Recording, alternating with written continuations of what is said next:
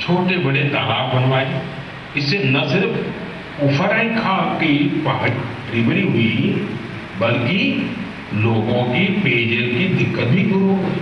आप ये जानकर हैरान रह जाएंगे कि भारती जी ऐसी 30,000 से अधिक जल कलियां बनवा चुके हैं। हमारे पार्टी के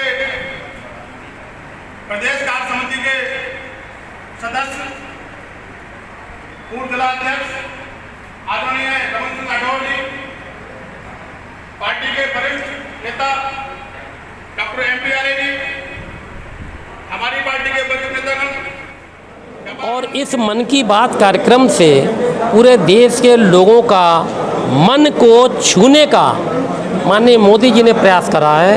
ये कोई राजनीतिक कार्यक्रम नहीं है, ये पूरा कार्यक्रम देश को विकसित करने के लिए, देश को आगे बढ़ाने के लिए, देश को जोड़ने के लिए इस सब प्रोग्राम में दिखाई पड़ता है। तो मैं मोदी जी का कार्यक्रम प्रत्येक, चाहे वो किसी पार्टी से जुड़ा व्यक्ति है, देश का अगर नागरिक है तो उसे मन की बात कार्यक्रम सुनने चाहिए। इसमें कहीं भी कोई राजनीतिक भाषा का उपयोग नहीं होता है, राजनीतिक बात नहीं दिखाई पड़ती है, सिर्फ देश की और देश के हिंदुस्तानी की, भारतीय। इसके अलावा एक सवाल मेरा और है, कुछ लोग विधानसभा चुनाव की तैयारी कर रहे हैं लेकिन भाजपा का झंडा लगाने से परहेज कर रहे हैं, ऐसे लोगों को क्या कहेंगे आप? नहीं, भाजपा का झंडा लगाने से परहेज कर रहे हैं, ये तो एक अजूबी सी बात हो गई।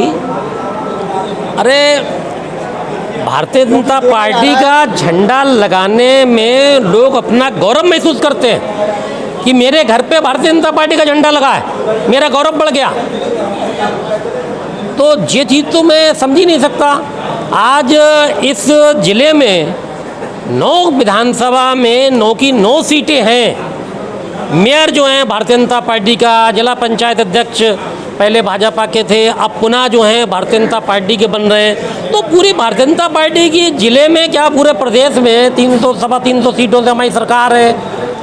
किसे टिकट मिलेगा और कौन चुनाव लड़ेगा, ये तो उच्च अपर लेवल की बात है। लेकिन डॉक्टर MP आर्य जी भारतीय जनता पार्टी के व्यक्ति हैं अब, और यहाँ पे माननीय करमवीर सिंह जी जो हमारे प्रदेश के सह संगठन मंत्री, उन्होंने आके इसी इंस्टीट्यूट में, और जिसमें माननीय श्री संतोष गंगवार जी भी रहे थे, तो इस चीज़ को तो लोगों को समझ में आना चाहिए कि इस चीज़ को भ्राम मिल गया कि आप डॉक्टर MP आर्य जी जो हैं भारतीय जनता पार्टी के व्यक्ति हैं। और यहाँ पे जो आज सब लोग जो दिखाई पड़ रहे हैं वो नगर के सारे लोग भारतीय जनता पार्टी के हैं, पूर्व जिले के हैं, यहाँ पूरी ग्रामीण क्षेत्र से हैं। तो इस चीज़ में तो कोई कहने का विषय नहीं है। इस बार जो टिकट का जो आवंटन होगा किस आधार पे होगा? जिन लोगों ने पार्टी के लिए त्याग किया है या वो लोग इसमें उन्हें टिकट मिल सकता है, या जो नए लोग हैं, नए लोग ज्वाइनिंग कर रहे हैं, पार्टी में आ रहे हैं, या पार्टी उन्हें महत्व देगी इस बार? देखिए, ये तो विषय पार्टी के वरिष्ठ लोगों का है, लेकिन यहाँ पे खूब अच्छी तरह समझ लें, भारतीय जनता पार्टी में किसी भी कार्यकर्ता की अवहेलना नहीं होती है और ना ही उसके त्याग को भुलाया जाता है। समय आने पे उसे उसका पारितोषिक मिलता है। ये एक अलग बात है कि कभी कहीं चूक हो जाया करती अपवाद के रूप में, लेकिन कुल मिला के भारतीय जनता पार्टी कार्यकर्ताओं की पार्टी है और दृष्टि से कार्यकर्ता का सही सम्मान रहता है। डॉक्टर आर्य साहब हैं, वो भी मजबूत दावेदारी पेश कर रहे हैं, तो क्या कहेंगे इनके बारे में? नहीं, डॉक्टर आर्य साहब की मजबूत दावेदारी है और मजबूत दावेदारी उनकी दिखाई पड़ रही है, लेकिन ये मैंने कहा ना कि इसके बारे में ये बोर्ड पार्टी का, प्रदेश का संगठन वो फैसला लेता है और निश्चित रूप से कार्यकर्ता का सम्मान होगा, जो मैं अपनी ओर से कह सकता हूँ। और पार्टी में, भारतीय जनता पार्टी में कार्यकर्ताओं की उपेक्षा नहीं होती। फिलहाल इस समय नवाबगंज विधानसभा में रमेश गंगवार, डॉक्टर आर्य, उजेंद्र गंगवार और विशाल गंगवार, इन लोगों के नाम की चर्चाएं चल रही हैं। देखिए, मैं इस विषय पे कोई टिप्पणी नहीं करना चाहूँगा, ये विषय मेरे उसका नहीं है। देखिए, भारतीय जनता पार्टी में ठीक है, चुनाव 4-6 लोग दावा करते हैं, पार्टी का टिकट एक व्यक्ति को मिलता है, फिर उसी के पीछे सारे लोग खड़े हो जाते हैं। पिछली बार भी एक मैं जिला अध्यक्ष था, उस समय टिकटों का बंटवारा हुआ और प्रवर्तन यात्रा के माध्यम से एक पूरे प्रदेश में कार्यक्रम हुए, उसमें सब लोगों ने अपना बढ़ चढ़ कर हिस्सा लिया और उसमें पार्टी ने उन सब का काम को देख के और एक टिकट का निर्धारण करा था। क्या इस बार त्याग को वरीयता मिलेगी? नहीं, पार्टी में हमेशा त्याग को वरीयता मिलती है, इस बार की कोई खास बात नहीं है। पार्टी में हमेशा वो अलग बात है, मैंने अपवाद में कुछ भी हो सकता, त्याग करने वालों को मिलता है भाई, ये तो कुदरत का भी नियम है, कुदरत का भी सिस्टम है कि जो व्यक्ति सही काम करता है उसे मौका मिलता है। अब किसे मौका मिलेगा ये अलग विषय, लेकिन ठीक जो होएगा पार्टी की दृष्टि से ठीक होगा। डॉक्टर साहब एक छोटा सा आप बहुत लंबी बातें कर देते हो।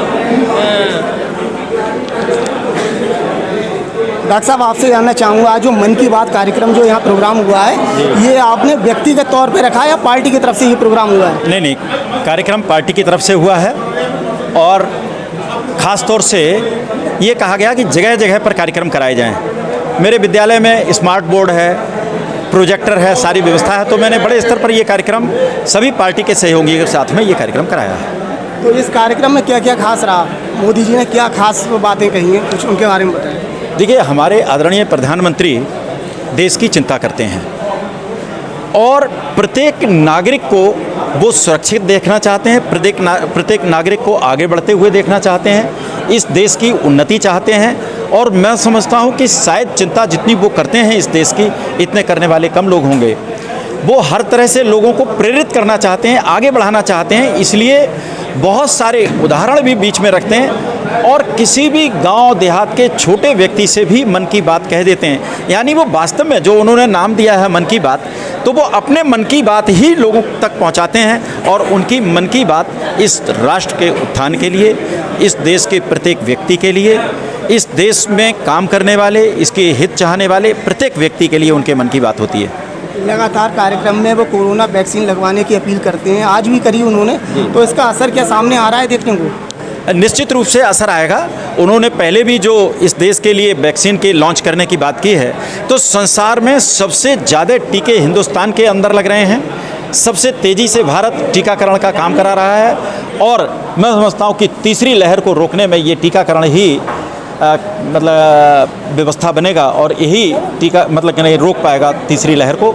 इसलिए हमारे आदरणीय प्रधानमंत्री जी इस कार्यक्रम को आगे बढ़ाना चाहते हैं। नवाबगंज विधानसभा की जनता है, क्या कहना चाहेंगे, क्या संदेश देना चाहेंगे? मैं प्रत्येक व्यक्ति से निवेदन करूंगा कि टीके अवश्य लगवाएं, जिससे कि जो आने वाली तीसरी लहर है उससे हमारे क्षेत्र के सब लोग सुरक्षित रहें। सबके लिए बहुत बहुत धन्यवाद। आपके लिए धन्यवाद।